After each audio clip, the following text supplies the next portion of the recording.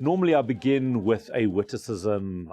I use a very real world life example, and then we segue into the conversation. I'm not going to do that because I don't really have a cooking clue what DevOps is, DevOps are. I don't even know how to conjugate DevOps in a sentence. I'm Howard Feldman, and this is an episode of Synthesis TV.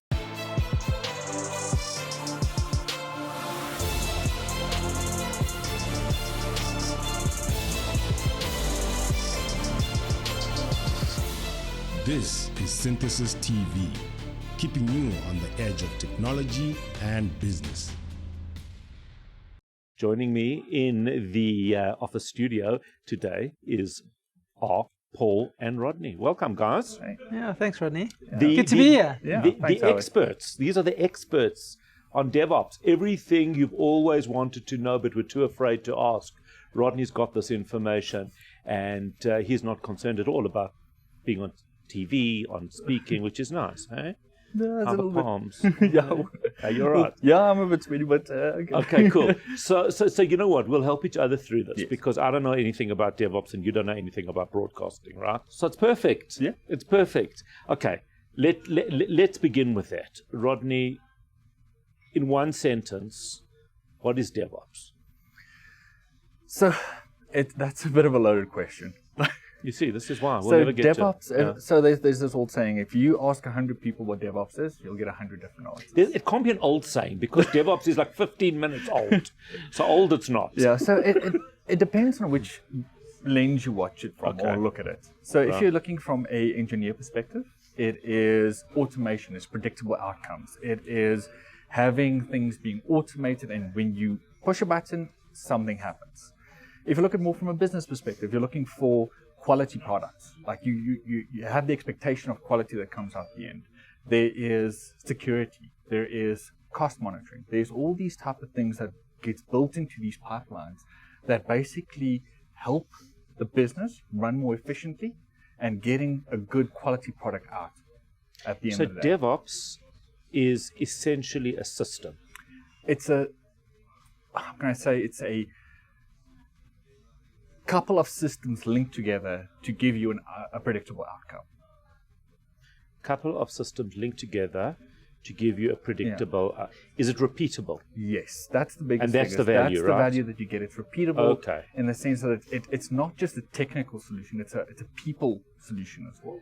So right, because it has to take people into account. People into account, from your developers to your product owners to your engineers, and then in the end, you get all these things working together in harmony to get you a good product at the end of the day. So is DevOps an internal customer thing, or is it an external something, or both? It is both. It's almost a methodology that you live with.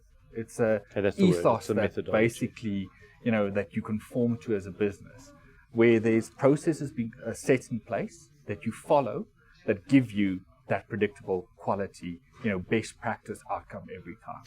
So many companies, many organizations have a process. I do this and then I do that and then I do this and then I do that. Yeah. How does that differ? That company structure or processes. How does DevOps differ to that? So it doesn't really differ in the sense. It just takes all those processes and put them into like a cohesive kind of view and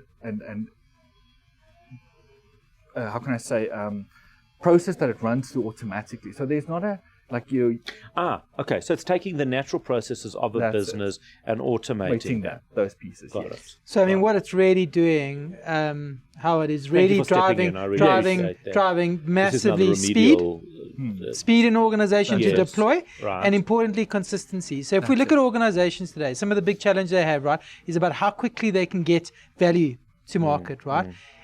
But then also about the product and the development and how you go to market, how you do that consistently. You talked about repeatably, but you can only repeat something if you've got consistency. So if you get consistency and speed together, you're deriving massive value. Yeah. And I think to your question earlier about whether this is an internal thing or whether it's a customer thing or where does it fit, that for us is where we think there's a lot of value that Synthesis can provide, because we both leverage DevOps internally as a function, and where we see it now being something that we're developing as a go-to-market, or we have developed as a go-to-market, quite honestly. It's emanated from us utilizing DevOps as a practice internally within our managed services capability to automate and optimize, and to effectively increase the speed of our ability to deliver products and services out to the market. Now, as a customer, because I know you got a question, but as a customer, you've both got that as an internal capability or goal. Right. We can help organizations to deploy DevOps methodologies, practices,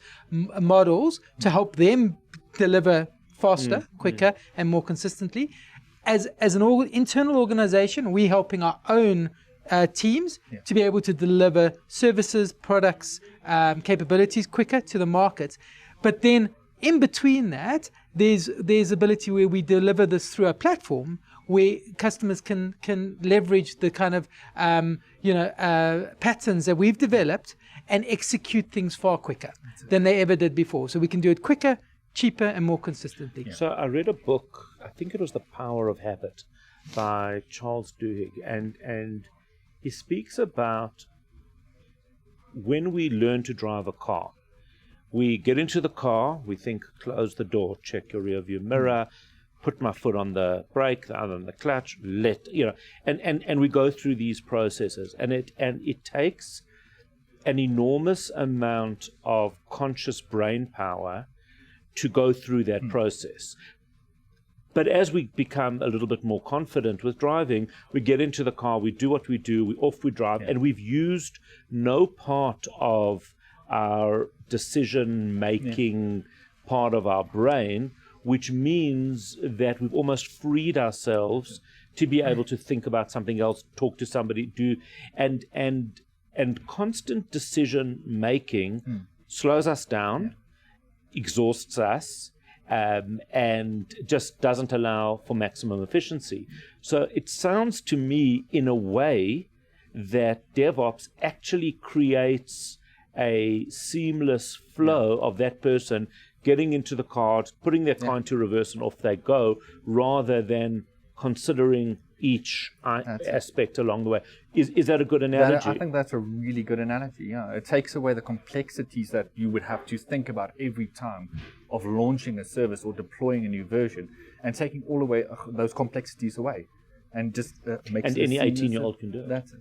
And it's interesting how, like if we look at the way that we go to market from a cloud perspective, what we're really proud of as Synthesis is that we really help an organization across the total journey of the cloud. So, right from an assessment perspective, it's a little bit more consultancy oriented, obviously. But then when we actually set up an environment, we're utilizing DevOps to do that setup, right? When we migrate and we do migration and modernization, we're leveraging patterns that have been built up through Rodney's team so that we can do it faster, quicker, and more effectively. Right. And so DevOps for us underpins, like security does, underpins everything that we do from a cloud perspective within Synthesis, and obviously that then is value back into our customers.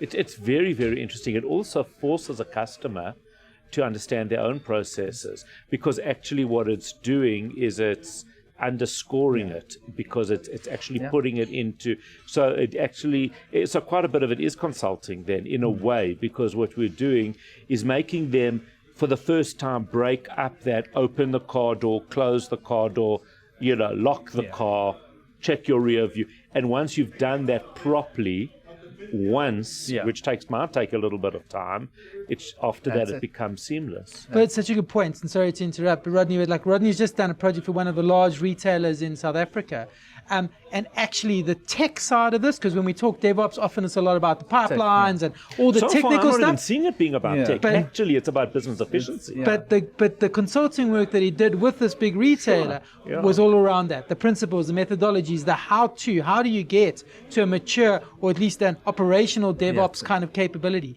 And there's so much value that we can provide just in that, never mind the tooling that comes with it, and actually operationalizing DevOps as a practice. And obviously it frees people up. It's for scale. It allows you to focus on the things that that'll bring more revenue into your business rather than using up that time and energy to reinvent the wheel every time. Actually, I mean, the same example that Paul meant now is like what used to take the engineers and the business team days to do could now be done in minutes. Yes, where of now course. you don't have to go and spend days building out and putting all these things together. You've defined the process, you've put all the levers in place, you've done all the checks and balances, and you deploy it. And now we don't have to think about that car door anymore. Exactly. So how does it, so now explain that I understand very clearly the business process advantage side of it. How does when you talk about the tech, what is the tech for this? So the tech is CI/CD, continuous integration and continuous deployment. So it's continuous integration and continuous deployment. Okay. So you take a piece of code that a developer has written, you run it through checks first to make sure that it's written well, it's secure, and there's no bugs in it. Then you go through a deployment process. That's where the CD comes in. That then gets deployed into infrastructure. There's a couple of steps between it as well. But at the end of the day, it's taking what's been created and getting it to the customer as quickly as possible with all best practices in place through that process. Commonly referred to as infrastructure as code. Yeah, so infrastructure as code, yes. Yeah. Okay, and so, and I think that it's great that it's been explained this way. I mean, I don't think many people actually know what CI/CD stands for. Yeah, and you've just explained that and what it's actually used for. Yeah. But I think to Rodney's example as well, just internally, like you've spoken about the use case there and the value they've got. Internally, we moved a transition cycle from 3 months down to under a day. Yeah. Through leveraging DevOps. So explain that. So like, and Rodney will give you the detail, but I mean, if I'm a customer, we're all talking about faster time to market. Of course. This is the reality of it. This is how we're able to achieve that through DevOps. So it's really, really powerful, and the value. I remember a customer always saying to me once, "How do I move the needle?" This is moving the needle. That's really incredible. Yeah. So just explain that, how we did that. So how we did it was initially we've got all these pieces that we need to put into a customer's environment to make sure that it's secure, it's monitored, it is of course, monitoring for cost, best practices applied, and it's all these separate systems. So what we did is we took the time and we built a cohesive pipeline for these. So each of these pieces had to be kind of put in place separately, and of course they're each individual systems. And then eventually we said, this could be one package of systems, just using pipelines and some automation, where we don't have to think about opening the car door or pushing the button. We can now just say, get in, it's done. So is this appropriate for every company, or is there a certain type of company that would benefit from going through the process more than another? So companies going into cloud, definitely it is highly recommended that you have pipelines, infrastructure as code, especially making sure that that your infrastructure gets deployed as you expect it to get deployed, or if there's changes that you can always recover, or failures that you can recover.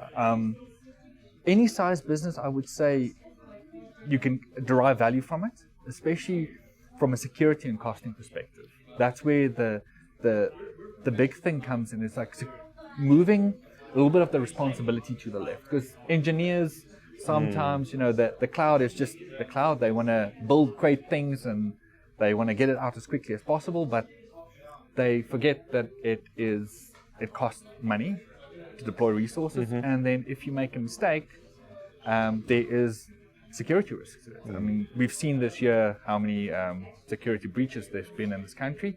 So having those levers in place, those checks and balances before your infrastructure gets deployed or before it goes into production is vital for any business that runs anything public or runs any service for a customer. Right, so that would be the ideal scenario. Okay, and final question, I guess, is what is the most exciting thing for you about DevOps? The automation aspect of it.